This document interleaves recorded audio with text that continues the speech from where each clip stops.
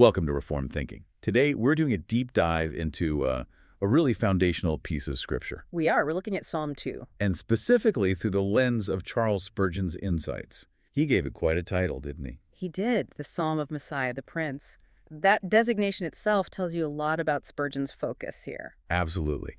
So our mission today is really to get into the structure, this four-part structure Spurgeon highlights, and see that contrast, the fury of human rebellion versus, well, God's unshakable plan. Right. It's a psalm packed with drama, theology, it's got it all. But to really get it, we need to understand its sort of dual nature first. Okay, dual nature. You mean how it talks about David, but also someone else. Exactly.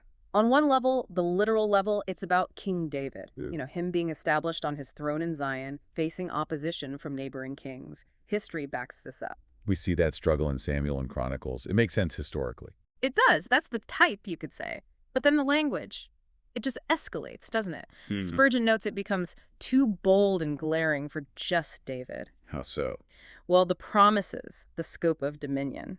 It points beyond an earthly king. It ascends, as Spurgeon puts it, to the person and concerns of the spiritual David, who is Jesus Christ. That's the antitype, the real subject. So David's experience, being attacked but divinely installed, it's like a shadow, a preview. A perfect preview. You have the human king, established by God's decree, facing rebellion, and this points directly to the ultimate king, the Son of God, established eternally, facing the rebellion of the whole world. And Spurgeon says these two meanings, the literal and the allegorical, they work together. Yes, perfectly. He says they conspire in perfect harmony. They're distinct, one human, one divine, but they show this wonderful resemblance. It shows God's plan unfolding, moving from David's kingdom to the Messiah's ultimate reign. It's really the story of Christ the Prince. Okay, that makes sense. And this focus, this messianic focus, gives us the structure for our deep dive today, right? You mentioned 4 parts. Exactly. Spurgeon saw, and it's quite clear in the text, that the psalm unfolds in 4 stanzas, 3 verses each. It's very neat, very deliberate. Like acts in a play. Sort of, yeah. Act 1, verses 1 to 3. The conflict starts, the nations are raging. Okay. Act 2, verses 4 to 6. The view shifts to heaven. The Lord derides them. Right, the divine reaction. Act 3, verses 7 to 9. The king speaks. The son proclaims the decree, his authority. And his inheritance. And his inheritance, yes. And finally, Act 4, verses 10 to 12. The practical application advice is given to the rebellious kings. A warning, really. So it moves from earth's chaos to heaven's decree to the son's authority and ends with a call to submit. Precisely. A logical, powerful progression. All right, let's jump into Act 1 then, verses 1 to 3. It kicks off with that incredible question. Why do the heathen rage? It sounds almost perplexed. Like, why would anyone do this? It is an astonished question, isn't it? And that word rage, the Hebrew regash, it's very graphic. Spurgeon points out it means this outward, furious agitation, like a storm-tossed sea. Roaring waves, total chaos. Exactly. Tumultuous commotion. Public, visible unrest aimed against God's order. And I remember you mentioning the Greek translation used in Acts adds another layer. Yes, the word used there, fruasso, apparently suggests the snorting and restiveness of a high-mettled warhorse. Think of a powerful animal straining against the reins, rushing into battle uncontrollably. So it's not just quiet disagreement. It's active, proud, violent opposition. Fierce enmity, it's visceral. But importantly, it's not just mindless violence. The psalm says the kings of the earth set themselves and the rulers take counsel together. This is organized. Oh, absolutely. This isn't a random mob. Spurgeon emphasizes the determined malice. They are deliberately planning, strategizing, pooling their resources, their political power, their wisdom, such as it is specifically against the Lord and against his anointed. They're setting themselves in battle array. With careful planning. They take counsel. It's calculated. It's leadership directing the rebellion. This is high treason against the King of Heaven. And what exactly is their goal? What's their rallying cry? It's right there in verse 3. Let us break their bands asunder and cast away their cords from us. Bands and cords. What do they think those are? They see God's laws, his good, righteous, life-giving laws, the sweet laws of Christ's kingdom, as Spurgeon calls them, as chains, as signs of slavery. So they want freedom. They want what they think is freedom, which is actually lawlessness. They want to be their own gods, basically. Yeah. To throw off any divine restraint, any accountability. Spurgeon says the yoke of Christ is intolerable to a graceless neck. It's the age-old desire to be autonomous, isn't it? Like in the garden. Precisely. Rejecting God's rule to establish their own. But right away, the psalmist dismisses all this planning and fury. He calls it a vain thing. Why vain? Why is it doomed from the start? Because the outcome they imagine overthrowing God's anointed is impossible. It's successless. Their plotting is futile. Spurgeon uses the image of weaving a spider's web. Intricate, maybe clever looking? Why? Fine threads, lots of effort, but ultimately, it provides no covering, achieves nothing lasting, and it's just going to be swept away. They're laboring for nothing because they're fighting against an established divine reality. History seems to bear this out constantly. You mentioned Diocletian before. That's a stark example. It really is. Diocletian, Roman emperor, late 3rd, early 4th century. He unleashed this massive, systematic persecution. His goal wasn't just to suppress Christianity, it was to extinguish it. Wipe it off the map. Completely. And he thought he'd succeeded. Around 303 AD, he was so confident he actually struck medals and put up monuments. Monuments declaring victory over Christianity. Yes, inscriptions basically saying Christianity is finished, the name of Christians being extinguished. He declared mission accomplished. But, well, you know the history. Within about 10 years, Constantine issues the Edict of Milan. Christianity is legalized. Not long after, it becomes the dominant religion of the empire. The very thing Diocletian claimed to have destroyed was on the brink of its greatest earthly triumph. So his victory monument became a monument to his own failure. To the psalmist's point, it was a vain thing. No human power, no matter how organized or malicious, can overturn God's decree concerning his son. That futility provides the perfect transition to Act 2, verses 4 to 6. The scene shifts dramatically, doesn't it, from Earth's noisy council rooms to the serene majesty of heaven, a complete change of atmosphere. So while the kings are plotting and raging, what's God's reaction? How does he respond to this pathetic rebellion? His posture tells you everything. Verse 4, he that sitteth in the heavens, he's seated, calm, secure, infinitely above it all. Not pacing anxiously. Not at all. He's viewing their frantic efforts, their armies, their councils from a position of absolute untroubled sovereignty. It's all insignificant from his vantage point. And his first reaction isn't fury, it's laughter. He that sitteth in the heavens shall laugh. The Lord shall have them in derision. That can sound a bit harsh, maybe? It can if we misunderstand it. Spurgeon clarifies this isn't malicious glee, it's the laughter of absolute confidence. It flows from knowing how utterly absurd, how irrational, how futile their attempts are. Like an adult watching a toddler trying to push over a brick wall. Exactly. There's no threat. God doesn't need to exert himself. His breath alone could dissipate their plans. The laughter signifies the rebellion's complete powerlessness before him. It's divine scorn for their foolishness. Okay, so first the derision, the laughter is certainty. But then he speaks, and Spurgeon calls this a very galling sentence. What does he say? Right when their fury is at its peak, God drops this bombshell in verse 6. Yet have I set my king upon my holy hill of Zion. Yet. That word is doing a lot of work there. It's everything. It means despite all your plotting, despite your rage, despite your counsel. I've already done it. Precisely. I have set. Past tense. While they're scheming to prevent it, God declares the appointment is already made, the matter is settled. His eternal counsel stands. Jehovah's will is done. Man's will just frets in vain. That's the core message. Christ is king. His reign is established. That's the security of the believer, the security of the church. It's a done deal. And the location is specific. My holy hill is Zion. Literally, that's Jerusalem, David's capital. But spiritually. Spiritually, Zion is the preeminent type or symbol of the gospel church. So when God says he set his king there, it means Christ reigns in and through his church. In what way? Spurgeon sees a twofold reign from Zion. First, the throne of grace, Christ ruling in the hearts of his people by love. Second, the throne of power, Christ ruling as head over all things for the church, governing the universe for the good of his chosen people. Zion is his headquarters, his special dwelling place. So the church is where his kingship is particularly manifested and administered. Right. It's where his people are gathered, protected, and ruled. You also mentioned an interesting etymological point about the word Zion itself. From the Hebrew. Yes, Zion. One possible root meaning relates to speculum, a watchtower or a place offering a distant view. A vantage point. Exactly. And Spurgeon draws a spiritual application. The church is called Zion because it's the place from which believers, by faith, view heavenly realities, things that are afar off. So members of the church are meant to be watchmen, seers. In a sense, yes. True viewers, watchmen in the spirit, Spurgeon says.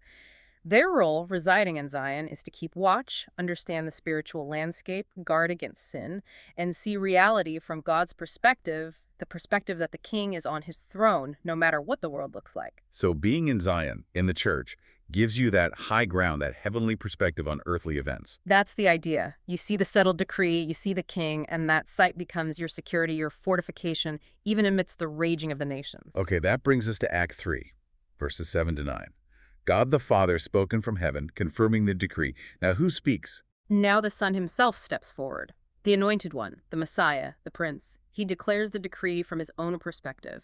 And the New Testament writers, especially Paul in Acts 13, directly link this moment to Christ's resurrection. The resurrection as the public declaration of his sonship and kingship. Precisely. It's the ultimate vindication. And what does he declare? Verse 7, I will declare the decree, the Lord hath said unto me, Thou art my son. This day have I begotten thee. That's a foundational text for Christ's divinity, isn't it? Absolutely. Spurgeon calls it a noble proof of Emmanuel's glorious divinity. It speaks to that unique, eternal relationship between the Father and the Son. The phrase, this day have I begotten thee, has generated a lot of theological discussion. Eternal generation, the resurrection. It has. And Spurgeon rightly cautions us here against intrusive prying. We're dealing with the mystery of the Godhead. We affirm what's revealed. Christ is the eternal Son, and his resurrection publicly declared that status. We stand on that without trying to peer too deeply into the unrevealed aspects of the divine nature. The key point for the psalm is his sonship confirms his right to rule. And because he is the Son, he has this incredible access to the Father. Verse 8, ask of me, and I shall give thee. The heathen for thine inheritance, and the uttermost parts of the earth for thy possession. It's an astonishing grant of authority. Ask, and the world is yours. It emphasizes the sheer scale of his kingdom.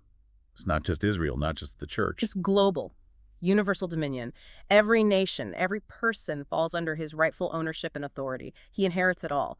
Crucially, this inheritance includes even those who are currently his enemies, the heathen nations who are just raging against him. So they belong to him whether they acknowledge it or not. Exactly. They are his possession, either as willing subjects or as conquered rebels. Which leads directly to the next verse, verse 9.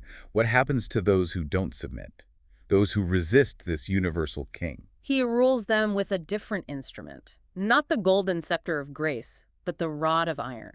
Or rod of iron. What does that symbolize? It symbolizes judgment that is severe, unbending, irresistible, and ultimately destructive for those who persist in rebellion.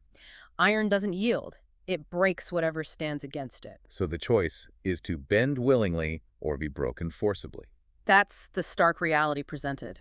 Verse 9 continues, Thou shalt break them with a rod of iron, thou shalt dash them in pieces like a potter's vessel. Like pottery, shattered instantly, completely. Utterly. Think about smashing a clay pot. There's no putting it back together. Spurgeon says the ruin inflicted by Jesus on impenitent sinners will be complete and hopeless, irrecoverable. It's a terrifying image of the finality of judgment against those who refuse the Son. It guarantees the ultimate triumph of his reign. No opposition can finally stand. None. All anti-Christian forces, all rebellion will eventually be crushed under that iron rod. Okay, that image of shattering pottery is pretty sobering. But then, remarkably, the psalm shifts gears again in Act 4, verses 10 to 12. The tone changes completely. It really does. After establishing the certainty of judgment, it turns to this urgent, almost pleading exhortation. And it's addressed directly to the rebels. Specifically to the leaders, right? Yeah. Be wise now, therefore, O ye kings. Be instructed, ye judges of the earth. Yes, the very kings and rulers who are just taking counsel together. It's a direct appeal to them. Stop your foolishness. Your war is hopeless. The only rational course, the only wise course, is to submit. So wisdom equals submission here. Infinite wisdom, Spurgeon calls it. Continuing the fight is dreadful folly. The gospel doesn't mince words even before earthly rulers. It demands they listen and obey the true king. And what does that obedience look like? What are the terms of surrender, so to speak? Verse 11 gives the core commands. Serve the Lord with fear and rejoice with trembling. Serve and rejoice, but both qualified, with fear, with trembling. Why that combination? It's crucial. Spurgeon calls it a sacred compound. Fear without joy leads to despair, to just being terrified of God. But joy without fear, without reverence, can become flippant, presumptuous, careless. Like taking God's grace for granted. Exactly. So you need both. The holy fear keeps the joy humble and reverent. The joy keeps the fear from becoming slavish terror. You rejoice because you're serving the King of Grace, but you tremble because you know he is also the holy judge with the rod of iron. How might that trembling joy actually look in a believer's life? Well, think about prayer. We rejoice that we can approach God, that we have access through Christ. That's amazing joy. But we approach with reverence, with humility, maybe even awe, that's the trembling. Or consider obedience. We rejoice in pleasing God, but we tremble at the thought of sinning against such majesty and love. It keeps you spiritually balanced, vigilant. That makes sense. Now, verse 12 gives the ultimate symbolic act of submission. Kiss the Son. What does that signify? In that ancient Near Eastern context, kissing the king, or perhaps his feet or the hem of his garment, was a clear sign of loyalty, homage, and subjection. You are acknowledging his authority over you. So it's the exact opposite of breaking his bands asunder. It's willingly accepting his rule. Willingly, lovingly, submissively, it's yielding your heart and allegiance to the Messiah. And the command comes with this incredible urgency: kiss the Son, lest he be angry. Why the rush? Because the consequences of delaying, of not submitting, are catastrophic. The verse continues, "And ye perish from the way when his wrath is kindled but a little." Kindle but a little. Even a small spark of his anger is enough to destroy. That's the terrifying implication. If just the start of his wrath, just a little flicker, can bring about utter ruin, perish from the way, sudden destruction in the midst of your life, your plans. Imagine the full force of his anger against persistent rebels. It underscores the seriousness of rejecting Christ. God's wrath isn't something to trifle with. Not at all. Spurgeon calls it a consuming fire. The warning is stark. Submit now, while there's time, before that fire is fully kindled against you. But thankfully, the psalm doesn't end on that note of wrath. It closes with a promise, a blessing. Yes, the very last line offers the alternative, the path of safety and peace. Blessed are all they that put their trust in him. From perishing in the way to being blessed. It's the great contrast. You either face the iron rod of judgment because of rebellion, or you find blessing, safety, and life by taking refuge in him, by trusting the Son. It beautifully summarizes the choice presented not just in this psalm, but throughout Scripture. Trust him and be blessed. A perfect conclusion, really, setting the stage for the whole Psalter as a book about finding refuge in God amidst life's storms. Okay, so let's try to wrap up this deep dive. We've traced the drama of Psalm 2 through Spurgeon's framework. We saw the almost comical futility of the nation's rage. Yeah, their organized chaos, their desire for lawlessness, wanting to break God's cords. Contrasted with God's calm, sovereign derision from heaven, he's already accomplished his purpose. Yet have I set my king upon my holy hill of Zion. The decree is settled. Christ reigns. We saw that dual aspect, David foreshadowing the true king, the divine Son, whose resurrection confirms his identity and his universal inheritance. An inheritance that includes ruling the rebellious nations, if necessary, with that rod of iron, dashing them like pottery. His kingdom will prevail. And yet, out of that certainty of judgment comes this merciful call to wisdom, to the kings, to everyone. Be wise. Serve the Lord with fear, rejoice with trembling, kiss the Son, submit willingly, immediately. Because the alternative is perishing when his wrath is kindled, even just a little. But the final word is blessing. Blessed are all they that put their trust in him. Safety is found in surrender to the prince. So reflecting on all this, especially Spurgeon's points about the kings hating Christ's laws, seeing them as slavery, it really brings a challenge to us, doesn't it? For you, the listener. Absolutely. The provocative thought might be this. If those powerful rulers found God's loving restraints, his sweet laws, intolerable, how do we react to divine authority in our own lives? Do we genuinely embrace Christ's yoke with that mix of fear and joy? Do we kiss the Son in submission? Or are there areas where we're maybe subtly trying to break his bands, where we resent his authority and are, in effect, plotting our own little vain thing against the king? It forces a personal inventory.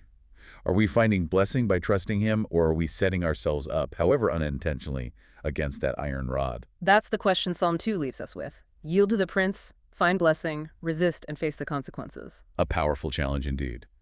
Well, thank you for joining us on this deep dive into Psalm 2, the Psalm of Messiah the Prince.